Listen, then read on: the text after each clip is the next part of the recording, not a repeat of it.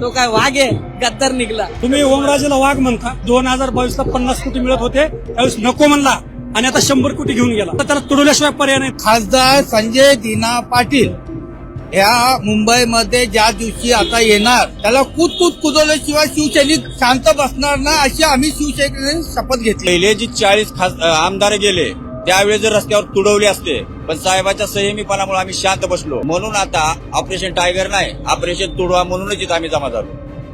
दुःख वाटत, खंत वाटते की आपण एका सर्वसामान्य माणसातून एकाला खासदार बनवलं, त्याला निवडून दिलं, चांगले प्रयत्न केले आणि तो माणूस गद्दार निघाला. तर मग ह्या गोष्टीला अर्थ नाही. पण पक्षश्रेष्ठी म्हणून कुठेतरी असे व्यक्ती निवडताना, म्हणजे तुम्हाला लोकप्रतिनिधी उमेदवार देताना पक्ष देखील कुठेतरी चुकतोय असं वाटतं काय? हो, पक्ष चुकतच नाही. आमचे साहेब कधी चुकणारच नाही आणि चुकू पण शकत नाही. त्यांनी सर्व रिक्षावाल्याला हे बनवलं होतं. सर्वसामान्य बाळासाहेबांनी सर्वांना चांगल्या चांगल्या लोकांना मोठे मोठे पद दिले. आज ते बेईमान झाले. ते जे लोक सोडून जात आहेत त्यांचं असं म्हणणं आहे की आता सध्या मतदारसंघामध्ये विकास निधी मिळत नाही आणि कुठेतरी मग हेच ना, दबाव आणण्याचा प्रयत्न आहे ना भाजप सरकारचा आणि काही लोकांचं षडयंत्र आहे की शिवसेना संपली पाहिजे. पण ही शिवसेना संपणारी नाहीच, हा विचार आहे. ओमराजे म्हणतायत की मोठ्या धर्मसंकटात आहे. हो, त्यांच्या वडिलाचा प्रश्न बाजूला, पण तुम्ही निवडून कशाच्या याच्यावर आलेले ती गोष्ट विचार करायला पाहिजे. मतदार, तुम्ही एक शिवसैनिक आहात, हा, ठीक आहे. 100%. मतदार म्हणून हा सगळ्या जेवढ्या मतदारांनी त्यांना मतदान केलंय त्या मतदारांचा अपमान आहे असं वाटतं तुम्हाला? 100%. आज महाराष्ट्रामध्ये, मराठवाड्यामध्ये दुष्काळाचा पाणी प्रश्न चालू आहे, शेतकऱ्याची कर्जमाफी नाही, भाव नाही सर्वसामान्य याला, आणि तुम्ही हे असं करताय. भेसळ चालू आहे सध्या. लाखो तुकाराम मुंडे सारखे अधिकारी रात्रंदिवस कष्ट करून हे करताय.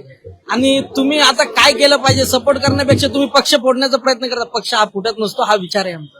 तुम्हाला काय वाटतं आता पुढील काळामध्ये काय खबरदारी घ्यायला हवी एक शिवसैनिक म्हणून? तुम्हाला एक शिवसैनिक म्हणून मला एवढंच वाटतं की बेईमानांना तिकीट नको यावेळेस. मग ते कसं काय, म्हणजे ठरवायचं कसं काय ते?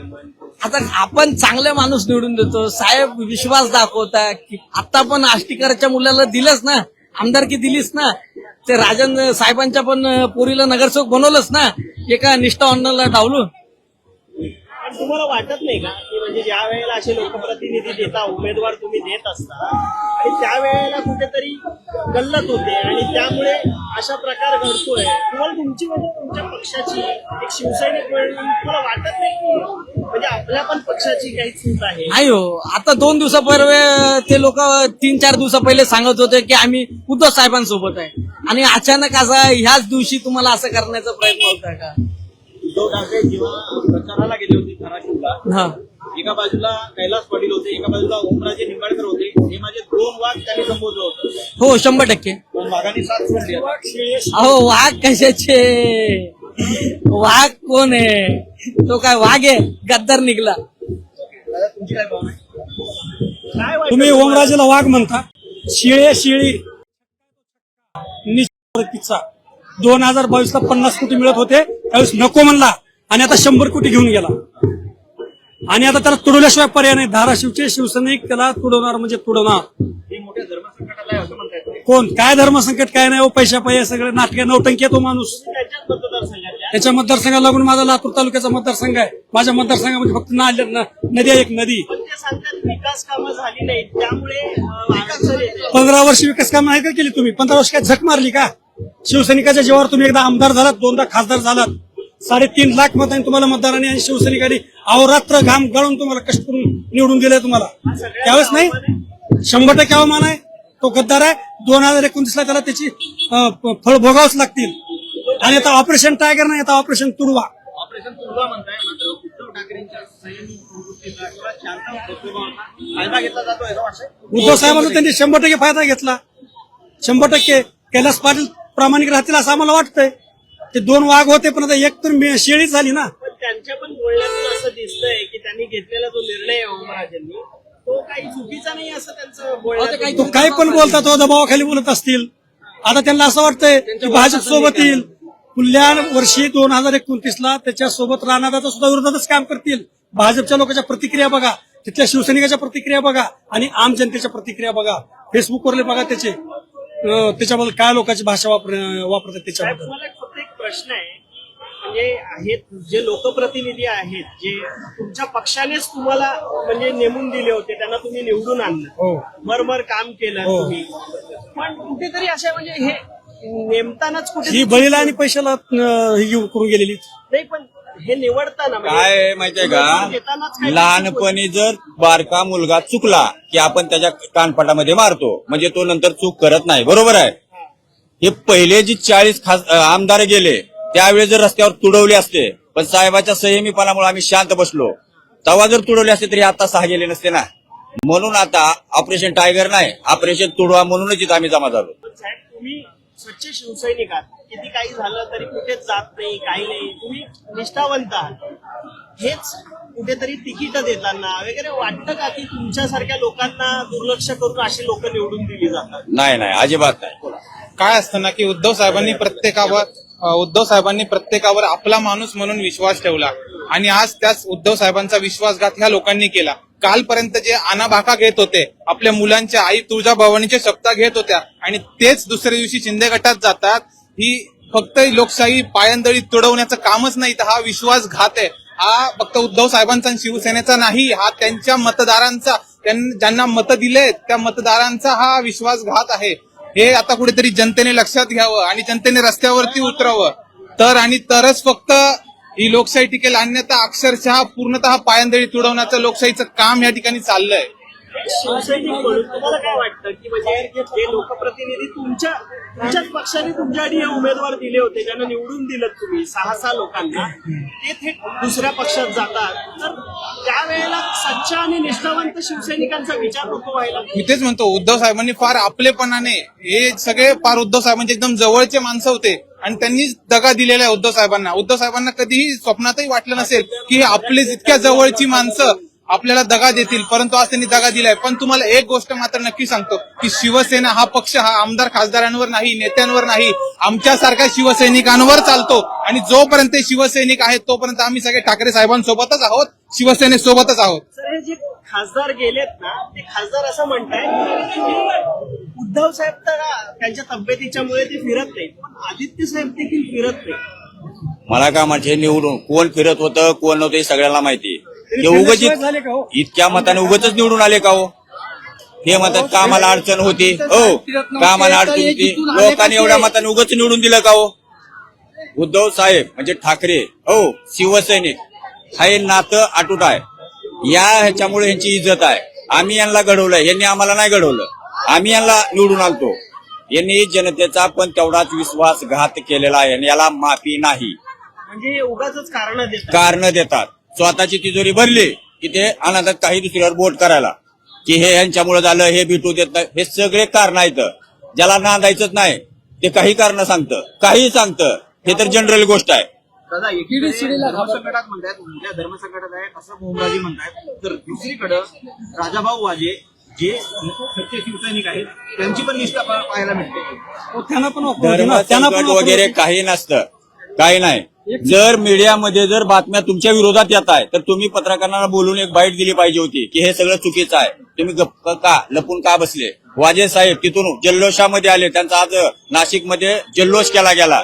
मग ते समजा त्याच खासदार आहेत, त्याच याच्यामध्ये बसणार आहेत ना. मग एकाला असं आणि एकाला तसं असं यांचा विचार का लोकांना मांडायला लागलेत? हे चुकलेत आणि जनता ह्याचा बदला घेतल्याशिवाय राहणार नाही. ऑपरेशन तुडवा कधीपर्यंत इफेक्ट राहील? हे आज आदेशाला साहेबांचा जो आदेश येईल, साहेबांची पहिला आमच्या साहेबांनी दया दाखवली. हे 40 फुटले ना, त्या टायमाला दया दाखवली. त्या टायमाला साहेबांनी ऍक्शन दिला असतं ना, ताजी नोबत झाली नसते. आणि हे फुटीक आहेत ना, हे लोकांना जे पण करतात आहेत ते लोक पैशाच्या ह्याच्यावर, याचा त्यांना परिणाम होणार आणि 100% होणार. आणि या एकनाथ शिंदे आहेत ना, त्यांना पण त्याचा परिणाम भोगावा लागेल. सर, आज तिकडे देखील वर्धापन दिन साजरा. हो, तो गद्दारांचा आहे, तो वर्धापन दिन गद्दारांचा आहे. सच्च्या शिवसैनिकांचा वर्धापन षण्मुखानंमध्ये उद्धव ठाकरे साहेबांच्या आदेशानं होणारा आजचा आहे. पण शिंदे म्हणतायत आमची खरी शिवसेना आहे.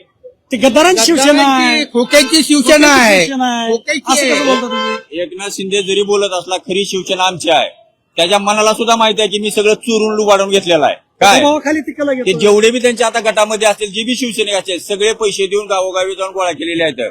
खरा शिवसैनिक फक्त ठाकरे साहेबांसोबत आहे आणि मरेपर्यंत त्यांच्या सोबतच राहणार. आता एवढा हा बंड झालाय 6 जणांचा, त्यानंतर पक्ष प्रमुख तुमचे उद्धव ठाकरे एक- हे बोललेच नाही. एक लक्षात घ्या. उत्सुकता आहे का? एक लक्षात घ्या, शाळेचे विद्यार्थी शाळा सोडून गेले म्हणजे शाळा बंद पडत नसते. आमच्या शाळेचा हेडमास्टर लई खमकी आहे. काय आमचे विद्यार्थी घडवणारा हेडमास्टर फार खमकी आहे. आमचे उद्धवजी विद्यार्थी चांगले घडवतात. आमदार खासदार भरपूर घडवतात. ती चोरच साले गेलेले निघून. अलग लक्षात. काय काळजी घ्यायला पाहिजे आता लोकप्रतिनिधी निवडताना? एक शिवसैनिक म्हणून एक शिवसैनिक म्हणून, सच्चा शिवसैनिक म्हणून त्यांनी याला थोडं लक्ष द्यायला पाहिजे. काय एक्झॅक्ट काय म्हणजे तुमच्या ज्या भावना आहेत त्या सांगतात की काय वाटतं? सच्चा शिवसैनिक पळून जात नाही पैशाच्या आमिषाखाली. आणि जर भ्रष्टाचार केला असेल तर त्या भ्रष्टाचारात त्याच्या खाली निघून तो जातील. आता किती उद्धव साहेबांनी काळजी घ्यायला पाहिजे हो. त्यांची तब्येत जरा साथ देत नाही. त्याने आदित्य साहेबांवर आरोप करतात. ओमराजे म्हणतो की उद्धव साहेब आम्हाला भेटत नाहीत, आदित्य साहेब भेटत नाहीत. अरे तुझ्या मतदारसंघात आले म्हणून तर तू 3.5 लाख निवडून आला ना गद्दारा. व्हिडिओ व्हायरल आहे, हा, तुम्ही बघा त्यांचे 3.5 व्हिडिओ. लाख मतदान तू निवडून आला ना गद्दार. हा ओम्या निवडून आला ना, उद्धव साहेबाच्या जीवावर आला ना का एकनाथ शिंदेच्या आला का? तिथं भाजपचा उमेदवार होता ना राणा पाटील. 3,35,000 मत कशाला म्हणतात? एवढ्या मतदान त्याला निवडून दिले साहेब. गुरगुर तीच करतय जेव्हा शेजारचा तुकडा टाकतंय. त्याच्यामुळे ही चालू आहे. तुकडा कुठेतरी पडला म्हणून लगेच दुसऱ्याला बदनाम करायचं. पण जिथून ज्याचं नाव तयार झालं, ज्याच्यापासून नाव मिळाली, ओळख मिळाली, इज्जत मिळाली, ते असं जाऊन 100 कोटी रुपये घेऊन असं दुसऱ्याकडे बोट करणं. पण आम्ही शिवसैनिक तयार आहोत. आता इथून 100 कोटी पुढं 100 कोटी घेतले. ज्यांना अक्कल नाही त्याला हा? 50 कोटी दिले. काय करणार त्यांना माहिती? त्यांच्याकडे पर्याय आहेत ना. काय करणार म्हणजे आमच्या 100 इकडचा खासदार संजय दिना पाटील ह्या मुंबईमध्ये ज्या दिवशी आता येणार, मुलुंड या भागात येईल, त्याला कुदवल्याशिवाय शिवसैनिक शांत बसणार ना, अशी आम्ही शिवसैनिकांनी शपथ घेतली आहे. मुलगी पण दाखवण्याचे जात आहे. मुलगी पण तिथेच जाणार. पण ते नीच फॅमिली हे लोकांना जितून दिलं. हे ह्याची अवकाश नव्हती संजय दिना पाटीलची. हे आदित्य साहेबांवर आरोप करतात. आदित्य साहेबांच्या मिटिंगामुळे हे जितून आले. नागेश आष्टीकरचा मुलगा काल 5 वाजेपर्यंत म्हणत होता मी महाविकास आघाडी सोबत आहे. तो गद्दार हिंगोलीचा. आज त्याच्या पोराचं स्टेटमेंट बघितलं का तुम्ही?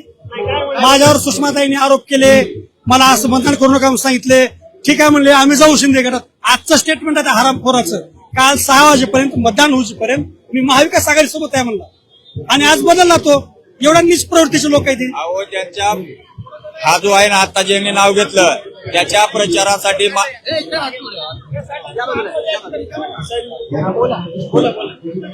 हे जे 6च्या 6 खासदार गेलेत ना, त्यांच्या प्रचारासाठी माझी बहीण सुषमाताई अंधारे यांनी अक्षरशः जीवाचं रान केलं. त्यांच्यासोबत मी पण होतो. बरोबर आहे का? तर आमचं असं म्हणणं आहे, हा एकटा संजय दिना पाटीलच मुंबईमध्ये आला की त्याला धोडा असं नाही. जेवढेही 6 गेलेले आहेत मुंबईमध्ये प्रत्येकाला यावं लागतंय. तर मुंबईच्या शिवसैनिकांना दिसेल तिथं तुडवावं ही आमच्यासारख्या शिवसैनिकांची अपेक्षा.